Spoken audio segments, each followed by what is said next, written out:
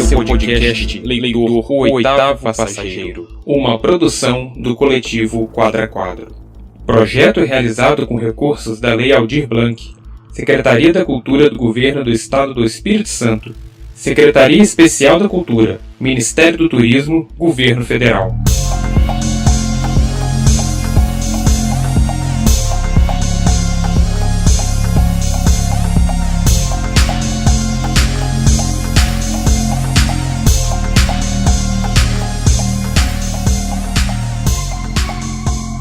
Olá, os viajantes. Este é mais um episódio de Leitor, o Oitavo Passageiro, nosso podcast dedicado à literatura brasileira, publicado no Espírito Santo. Em cada episódio, convidamos um escritor para falar de suas obras, para entendermos melhor como está se organizando a literatura aqui. A gente preparou 3 blocos de questões, que são inspiradas na integração autor-obra-público, que é a definição do sistema literário de Antônio Cândido. Quem não conhece o Cândido, vale a pena pesquisar depois, gente. E eu sou Franciele Noia, e sempre comigo está o copiloto, Volmir Alcântara, que também é condutor das entrevistas. E o Volmir vai se apresentar agora. Fala aí, Volmir. Alô, Fran. Alô, os ouvintes do podcast. Bom estarmos juntos de novo. Hoje, o nosso convidado especial é o Nelson Martinelli Filho. Nelson é o escritor do romance A Dupla Cena. Atualmente é professor do Instituto Federal do Espírito Santo e fundador da Edifes, editora do IFES. E eu conheci o Nelson no curso de letras da UFES, na época, e até hoje ele já era pesquisador de literatura brasileira contemporânea. E o Nelson, eu queria agradecer muito a presença dele aqui e perguntar como você está, Nelson. Oi, pessoal, tudo bem? Olá, pessoal que está ouvindo, Fran, Volmir. Agradeço muitíssimo o convite, honroso demais estar aqui falando com vocês, nesse projeto bacana demais, uma experiência cada vez diferente, e essa experiência de falar em podcast, conversar em podcast, né, tem sido crescente, tem sido uma ferramenta, principalmente nesses tempos cada vez mais isolados, de estabelecer novos vínculos, né, e expandir nossas relações. Então fico muito feliz de estar participando, e é isso, estou muito feliz de estar aqui com vocês, podendo papear um pouquinho sobre literatura. A alegria é principalmente nossa, Nelson. Obrigada mesmo. Muito obrigado. Para começar a rodada de perguntas para o nosso entrevistador, eu queria explicar para vocês que a gente vai fazer uma primeira questão, primeiro bloco de questões que são ligadas ao leitor. Então, Nelson, a minha primeira pergunta é sobre o Nelson leitor. Você vai fazer um pequeno esforço de memória agora. A gente quer saber qual foi a sua primeira experiência como leitor. Qual é o primeiro livro que você se lembra de ter lido? Eu acho que essa questão é ótima, porque eu tenho voltado cada vez mais a essa questão sobre minha posição de leitor. Quanto mais eu escrevo, quanto mais eu dou aula de literatura, quanto mais eu pesquiso, eu reflito sobre minha posição de leitor, porque é eu me entendendo como leitor que eu vou falar com o outro leitor. E as minhas memórias mais cedo, assim, são de leituras muito esparsas, eu lia muito gibi, mas sem dúvidas eu tenho uma experiência muito particular que me fez, de fato, entrar na literatura, que é uma experiência não escolar e não literária, efetivamente, que é com um desenho, né, um desenho muito conhecido, né, por todos os públicos, acho que tanto os jovens quanto os mais adultos, que é o desenho chamado Simpsons, que quando eu era criança, eu era a oitava série na época, acho que uns 13 anos, não sei quanto, 12 anos. Nesse episódio, eles estavam fazendo uma recriação do O Corvo, do Poe. E eram os personagens dos Simpsons fazendo uma encenação do poema, na tradução, no caso em português, do Fernando Pessoa, né? E eu não conhecia nada daquilo, mas aquela cena me tirou do lugar, me espantou, me entusiasmou, eu fiquei embasbacado com aquilo. E eu fiquei muito, assim, desejoso de saber o que era, o que se tratava, e aí eu depois ali nos créditos descobri que era o Corvo do Edgar Allan Poe, aí procurei na internet, fui daí Poe para outro autor, para Byron, para não sei quem, né, vai procurando umas afinidades, e a partir disso aí, minha vida nunca mais foi a mesma, foi quando eu entrei na literatura, nunca mais saí, e eu sinto cada vez mais que a minha experiência hoje como leitor é repetir essa minha experiência inicial de assombro. Que show! Simpsons, porta de entrada na literatura. Muito bom. Esse episódio é muito bom mesmo. É maravilhoso. O primeiro Dia das Bruxas. Eu acho que é o segundo, Esse é o segundo. Eu acho que é a segunda temporada, mas é o primeiro. É verdade, é isso, é a segunda temporada. Isso, tem razão. É muito bom esse episódio, maravilhoso, eu adoro ele também. E me marcou, e assim, hoje eu reflito muito sobre isso, né, uma criança sendo marcada, né, como que a experiência de literatura, você não tem um controle, né, quando é que ela vai te atropelar. E eu reflito muito sobre isso porque hoje eu tento entender que desejo era esse, né, o que espanto foi esse, o que isso me causou e ainda me causa, essa sensaçãozinha quando eu leio um livro que mexe comigo. Então, hoje, pensando muito e pesquisando sobre psicanálise, eu fico cada vez mais intrigado com essa sensação e, de fato, eu tento refletir sobre ela para depois também pensar com a minha relação com os outros leitores. Muito bom, excelente. Eu queria até continuar perguntando, assim como a Fran, sobre você como leitor, mas eu queria saber se você consegue se lembrar qual foi a leitura que te levou ao desejo de escrever pela primeira vez, quer dizer, o que você leu que te deu vontade de falar, poxa, eu também quero escrever. Uhum. Eu acho que eu tenho 2 momentos de escrita, uma que é antes do curso de letras e outra depois do curso de letras, porque nesse momento de empolgação inicial, desse meu primeiro momento na literatura, né, em que eu comecei a conhecer esses autores, eu estava numa fase meio adolescente melancólico e inspirado nisso, né? Eu lembro que eu lia muito Flor Bela Espanca, por exemplo, né? E lendo outros poetas que eu ia conhecendo à época, eu lia muito. Eu lembro que o primeiro livro que eu comprei na minha vida foi um livro chamado Livro dos Sonetos, né? Que tinham vários sonetistas. E aí eu escrevia nessa época algumas coisas muito rudimentares ainda. Então esse foi um primeiro momento, nessa inspiração de poesia, principalmente.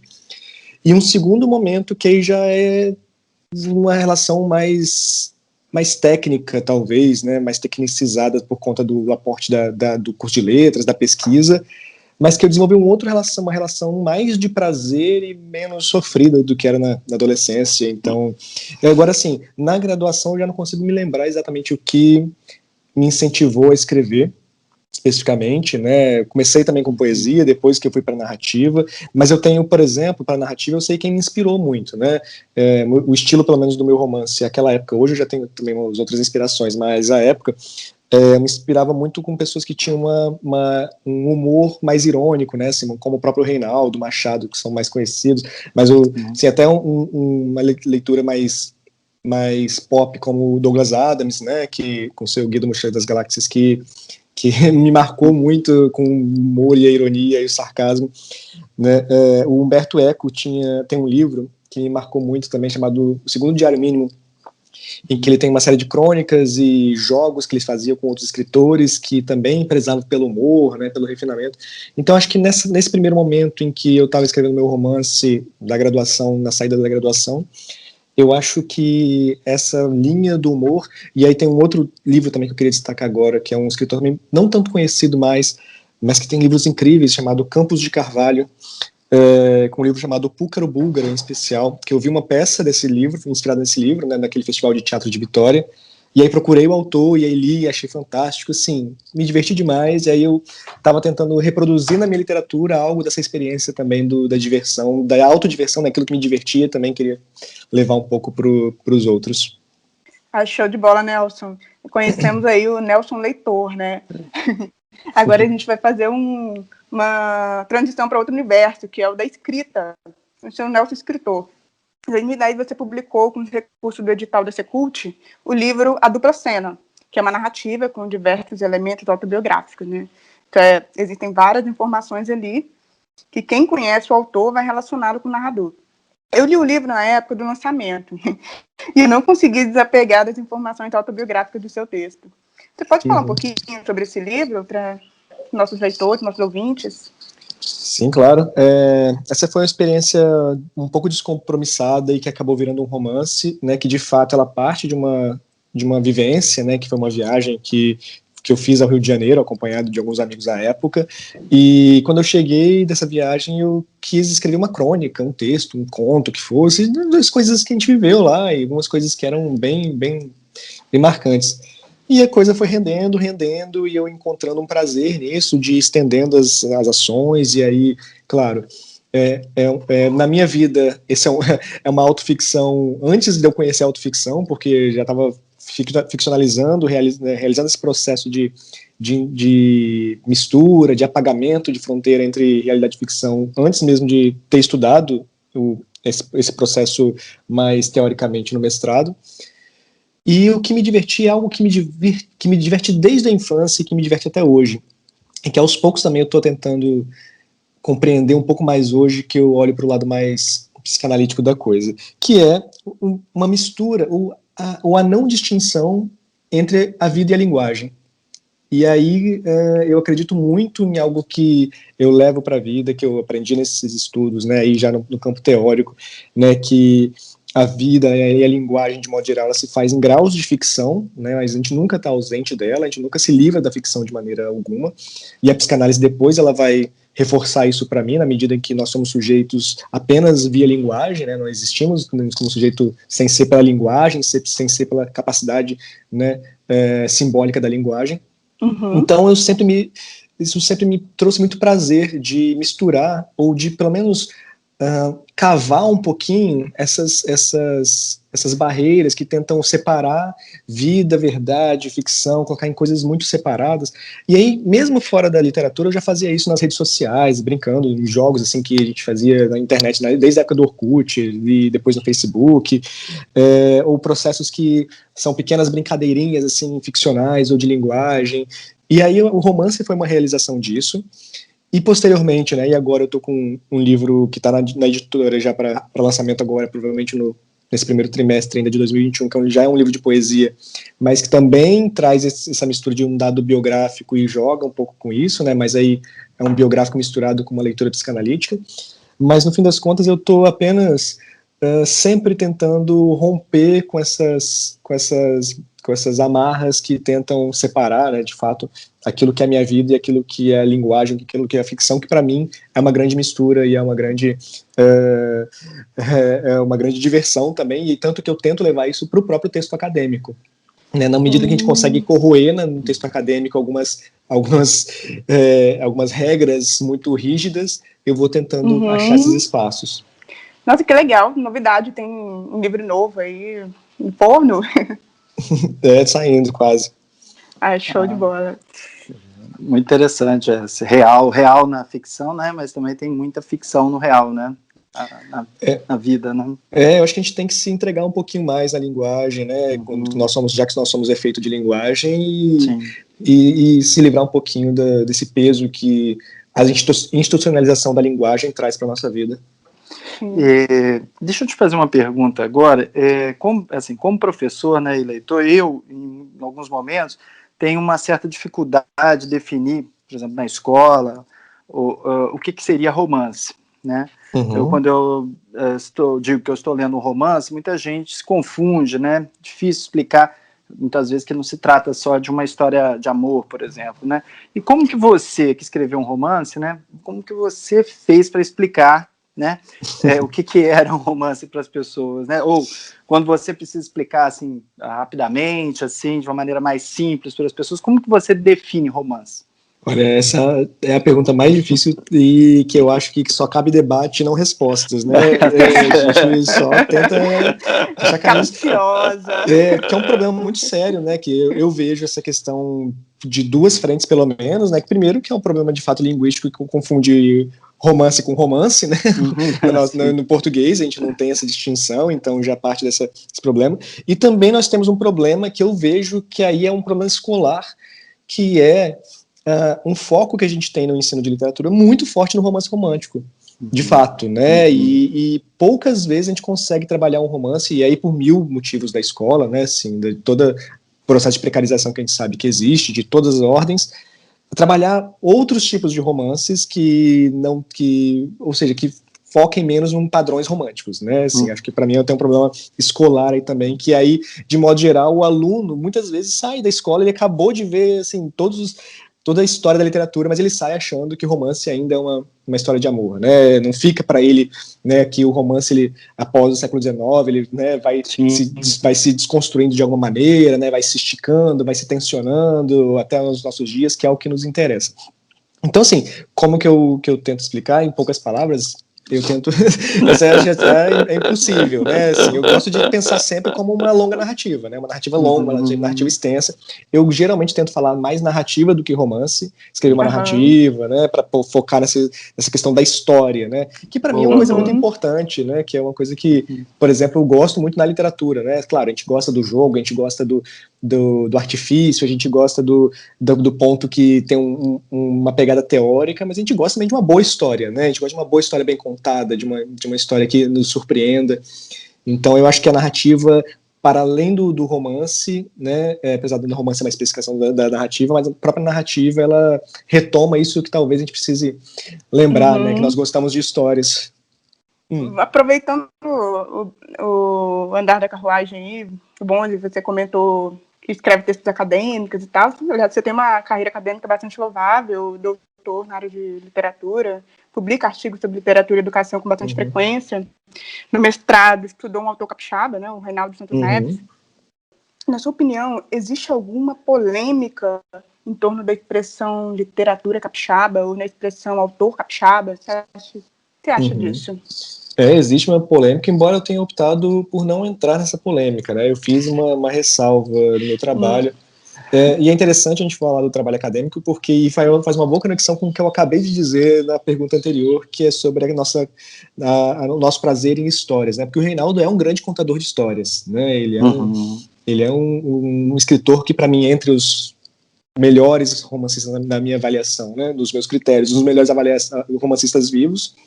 E exatamente porque ele, além de um refinamento muito grande da técnica literária, né, do recurso, né, que ele tem ali de conhecimento, e também tem excelentes histórias que ele conta pra gente. Então, assim, eu quando eu estava estudando todos os livros, né, para o mestrado, alguns eu ficava assim, meu Deus, eu não consegui nem me entregar a teoria, eu fiquei tão me deleitando com a história, que eu terminava o livro e falava, nossa, esqueci que eu já tinha que estudar alguma coisa aqui, né, porque era prazeroso demais, então... Fisgou como leitor, né? Exatamente, então, claro, eu tinha que fazer um trabalho acadêmico, né, um ponto teórico ali de debate, mas o prazer de leitura e com relação à história que eu estava contando, para mim, estava acima de qualquer coisa.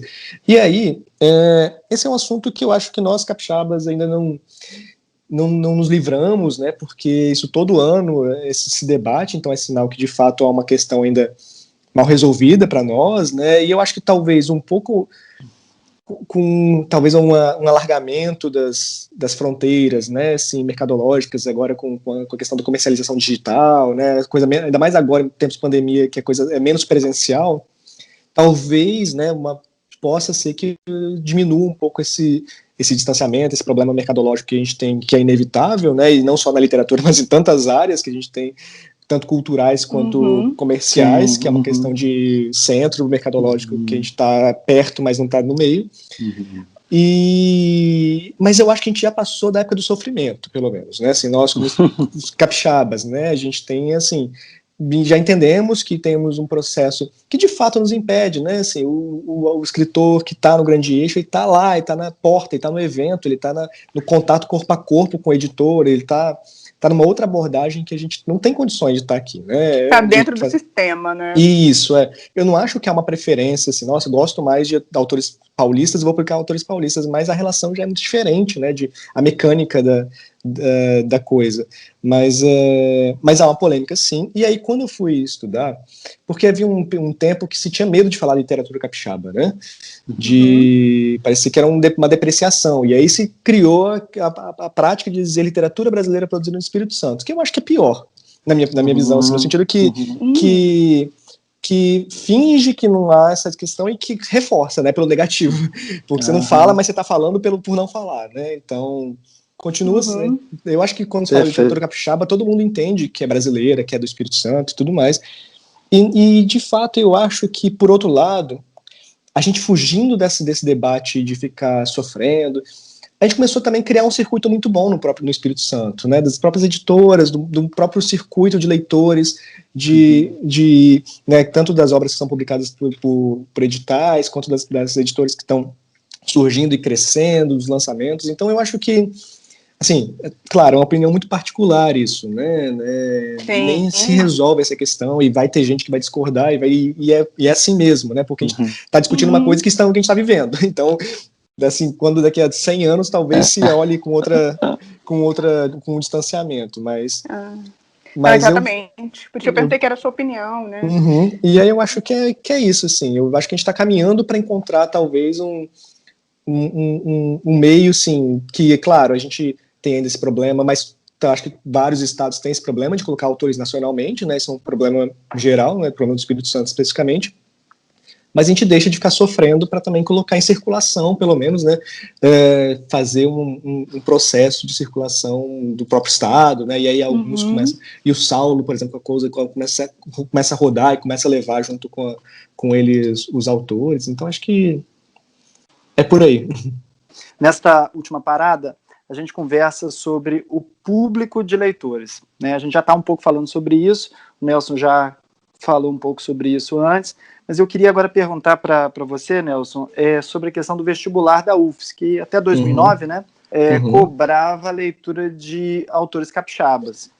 Você acha que com a implantação do Enem como meio de ingresso na universidade, houve um impacto na difusão da literatura feita aqui? O que você acha? Acho, e não só feito aqui, mas com a leitura em geral de literatura, né? Porque eu me lembro quando havia essa discussão que a época que existia o vestibular era uma polêmica, porque se via assim, parece que o aluno lia obrigado, né? Assim, tinha que ler, então se tinha essa polêmica. Mas tirando o vestibular, ou tirou até a obrigação de ler, então praticamente não se lê muito menos, né? Pelo que eu estou vendo, assim, algum tempo depois de o vestibular de deixar de existir, né? Então me parece que o número de leituras que o aluno faz diminuiu exatamente por tirar um grau de obrigação, que se não é o ideal, que poderia encaminhar futuramente para um outro processo, né? Assim, se aquilo ali não era de fato o ideal, mas poderia encaminhar para algo melhor, né? Para um processo mais orgânico de leitura. Né? Isso. Mas agora a abordagem do Enem, que é bem diferente, né, ela desvincula um pouco a importância da leitura de uma obra incompleta para uma visão mais panorâmica, né, da literatura de modo geral, e que eu acho que é muito perigosa. E cada vez mais eu reflito sobre isso, porque, principalmente depois que eu comecei a trabalhar no curso de letras, formando professores, né, que a gente se esquece que nossa prioridade é formar leitores. Eu só consigo ensinar literatura a partir do momento que eu sou apaixonado por isso, a partir do momento que eu sou um leitor. Sim, para mim isso é muito importante, e não só com literatura, mas qualquer coisa na vida. Eu só consigo compartilhar com o outro aquilo que eu sei que mudou minha vida, que alterou minha vida de alguma maneira, que a literatura é um exemplo disso. Então, quando eu falo apaixonadamente de literatura, porque eu estou tentando demonstrar para o outro como isso é importante para mim. E que é uma referência, né?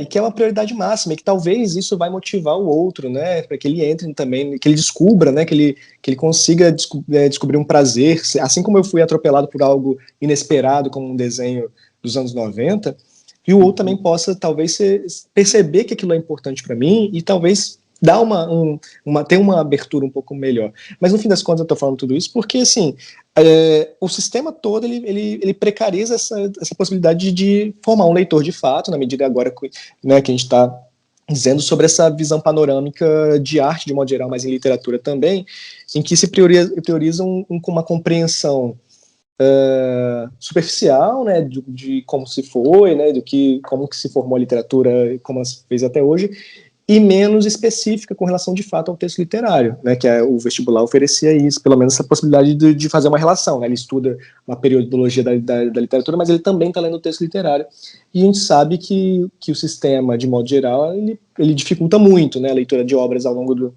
do ensino básico. Então, eu acho que hoje, pelo menos como formador de professores, né, eu tento principalmente bater na tecla que esses alunos que estão saindo da graduação ou que estão na pós-graduação, né, que eu também tenho atuado, que eles consigam se lembrar que, em primeiro lugar, eles são os leitores, né, que então, assim, é importante ter consciência, por isso que eu falo que eu fico muito pensando sobre mim mesmo como leitor, né, o tempo inteiro, o que isso significa para mim, porque aí assim eu consigo compartilhar de alguma maneira com o outro, né, para que isso talvez seja significativo para a vida dele também. Então, que se o sistema ele está completamente emperrado nesse sentido, né, que a gente, pelo menos no nosso ato individual, né, assim, que a gente consiga atravessar um pouco, ou furar um pouquinho essas barreiras com a nossa própria experiência, né, a gente não vai resolver o problema, que a gente não vai conseguir mudar a estrutura da escola toda, ou do sistema educacional, mas que a gente seja mais apaixonado por aquilo que de fato a gente faça, né? E eu não estou falando que é ser professor por amor, né? Que é essa história, né? Que te condena tanto. Por favor, não. Mas que a gente compartilhe isso, que a gente compartilha como professor, né? Que é alguma coisa específica que nos marcou de alguma maneira, né? Que nós escolhemos ler, nós gostamos de ler, mas de uma maneira que demonstremos que seja significativo para nós, né? E aí sim, talvez já abra uma portinha aí para futuros viajantes, para aproveitar o tema aqui do podcast. Isso mesmo. Nelson já tem uma noção, tanto como professor, como escritor, do que é uma formação de público leitor, né? Isso é muito legal compartilhar com a gente. E traz também um outro lado sobre você, que é a coordenação de uma editora, né? Você é o fundador da editora do Instituto Federal do Espírito Santo, a Edites, não é isso? E aí a minha próxima pergunta tem a ver com essa sua experiência como coordenador da editora. É o seguinte, a gente queria saber quais medidas poderiam fomentar um público de ficção, quais medidas assim, mais amplas e não individuais, como professor, por exemplo, mas medidas mais abrangentes. Só para eu localizar essa informação sobre esse coordenador, na verdade eu não estou mais como coordenador, eu fui, né, fiquei por uns 4 ou 5 anos, na época que o IFES tinha demanda de uma editora, mas ela não existia ainda, e eu tinha uma certa experiência no mercado editorial, de várias maneiras, né, tendo trabalhado, né, estagiado numa editora, trabalhado com preparação e revisão de textos por muito tempo, e no meu doutorado eu trabalhei um pouquinho com alguma coisa do mercado editorial também, mas ainda como um tema de teoria literária.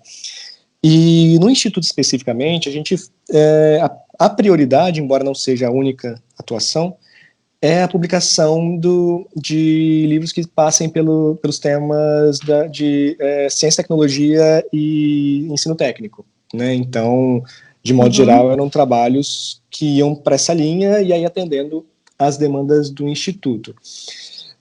Eu acho que essa pergunta, como fomentar a difusão, né, para novos leitores de ficção, isso é um problema que a gente, o tempo inteiro, né, a gente volta, né, para além dessas atitudes individuais, e se eu pensasse como editor, como alguém que está à frente da editora, de fato, sim, por exemplo, dentro do Instituto, você pensar que é muito diferente pensar uma editora privada numa instituição pública, né, como o caso da Edufis e da Edifes, que são as daqui do Espírito Santo.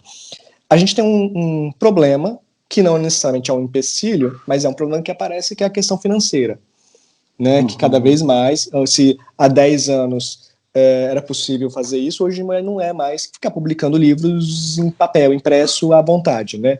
Embora me parece que o investimento financeiro colaborava muito nesse sentido, porque a prioridade das editoras institucionais, né, e das instituições públicas é a difusão a baixos custos, né? E a gente sabe que se não fosse as editoras universitárias, a gente não tinha ciência no Brasil, né? A gente não leria nada na nossa formação. Mas essa questão da difusão por meio de livro impresso, ela fica, de fato, comprometida, sem pensar no contexto de 5, 6 anos para cá, em que a gente não tem recursos mais para fazer isso, né? Na editora do IFES, a gente tinha prioridade de fazer formato que dava para ler no celular sem ser PDF, né? Aquele que você até vai passar na pagininha assim, né? Então é bem legal. Perfeito. Kindle. Eu sou adepta. Isso, é tipo Kindle, mas para celular também, entendeu? Então, sim, entendi. Nelson, antes de pousarmos na nossa nave, né, nós gostaríamos que você deixasse uma mensagem para quem quer ser escritor aqui no Espírito Santo. Você poderia dar algumas dicas? Claro, sim. Primeira coisa, eu acho que esse trabalho de vocês é fundamental de lembrar que, antes de tudo, somos leitores, né? Vocês têm focado muito nesse ponto, né? De pensar, vocês partem desse ponto, né? De que o escritor, acima de tudo, é um leitor. E um escritor, ele é um bom leitor, mas não num bom no sentido meritocrático, assim, né? Eu leio melhor que os outros, né? Mas que sente nisso algum prazer. Mas eu tenho refletido um pouco mais nos últimos tempos sobre, para além da leitura, a importância que esse texto literário vai ter para essa pessoa, independentemente de qualquer relação acadêmica ou com crítica, né? Porque hoje, se a gente tira um pouquinho essa armadura que a academia nos coloca, a gente vai perceber que tem alguém ali do lado que está escrevendo para sobreviver, entende? Que ele, às vezes, ele não vai ser um grande leitor, mas ele está conseguindo, é a maneira como ele consegue se verbalizar alguma coisa ou simbolizar alguma coisa pela escrita. Ou, às vezes, se não é para sobreviver simbolicamente, é para sobreviver fisicamente, né, como instrumento de resistência, né, a gente vê, por exemplo, nas produções de periferia, né, na produção dos slams, por exemplo, que dão voz a essa produção de periferia, que eu já vi várias pessoas dizendo que, assim, eu escrevo para sobreviver, né, assim, então, eu acho que sim. Então, se por um lado a gente tem essa importância, né, do leitor, né, da leitura, já que a gente quer pensar cada vez mais uma produção de literatura que seja crítica, que seja propositiva no sentido, assim, né, de propor coisas novas, né, de chegar a novos lugares, mas também a gente tem que lembrar que nem todo mundo está querendo escrever pensando em escrever bonito, ou escrever num estilo novo, ou escrever bem, assim, no sentido aceito da crítica, né? Tem gente que está escrevendo porque ela precisa. E aí a gente vê, por exemplo, com relação à poesia, né, que é muito comum, e eu já falei muito sobre isso, né, que se produz muito poesia ruim, porque as pessoas leem pouco poesia e escrevem muito poesia, né? Então, se escreve mais poesia do que se lê. Isso é um dado, de fato. Se a gente pensar assim, que a gente pensa que, né, a pessoa que lê pouco vai cair em clichê, vai cair em fórmulas já gastas, né? Vai rimar, e menos gente ainda vai ler, né? Vai rimar que ninguém flor quer continuar amor, lendo as mesmas coisas, né? Vai rimar flor e amor e tudo bem.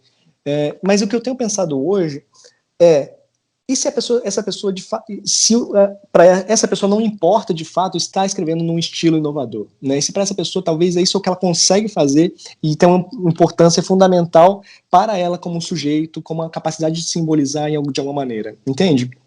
Então, sim, claro. Eu acho que a gente tem também que se desarmar um pouco da nossa expectativa, né? A gente tem pelo menos duas possibilidades, que a pessoa tem que talvez, ou eu aconselho a pessoa a entender o que ela está, o que significa escrever para ela, né? Assim, o que esse ato de escrever, de usar o papel, né, de pegar ou escrever no celular ou no computador que seja, mas colocar em palavras alguma coisa da vida dela, ou o que ela quer que seja, que está passando na cabeça dela. Dane-se o estilo, né? Dane-se a tradição, dane-se o cânone, dane-se, né? Isso aí, nesse caso não importa, né? Importa que você está conseguindo de fato simbolizar de alguma maneira. Agora, para as pessoas que querem uma aceitação, assim, aceitação, digamos, de um circuito que tem suas próprias validações, né, que tem uma certa tendência de expectativa de leitura, então conhecer, né, se aprofundar, ler, conhecer o que foi feito antes, conhecer o que está sendo feito agora, procurar, né, cada vez mais se envolver com essa produção.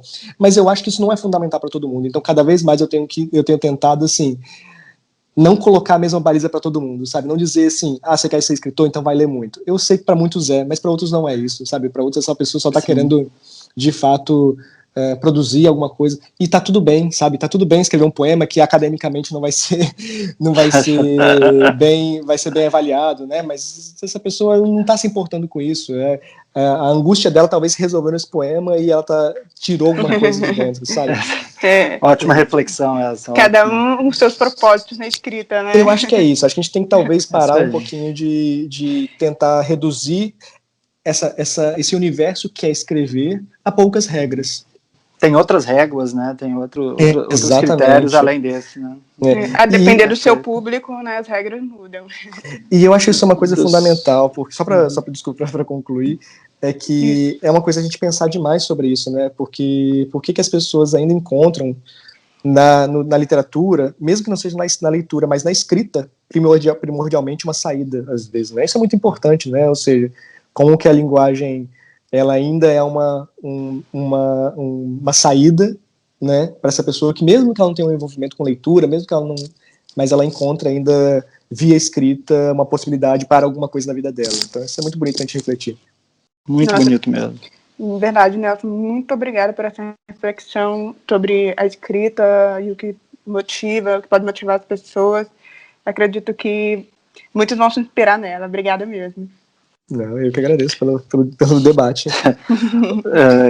Nós queríamos agradecer, o papo foi muito bom, a gente aprendeu muito hoje e tenho certeza que os nossos ouvintes também gostaram, né? Obrigado, Nelson, obrigado a todos que nos ouviram, né? E até a próxima viagem. Partiu! Leitor, o oitavo passageiro tem pauta e apresentação de Franciele Noia e Vomir Alcântara, edição de Felipe Gazzi e produção do Coletivo Quadra Quadra. Projeto realizado com recursos da Lei Aldir Blanc, Secretaria da Cultura do Governo do Estado do Espírito Santo, Secretaria Especial da Cultura, Ministério do Turismo, Governo Federal.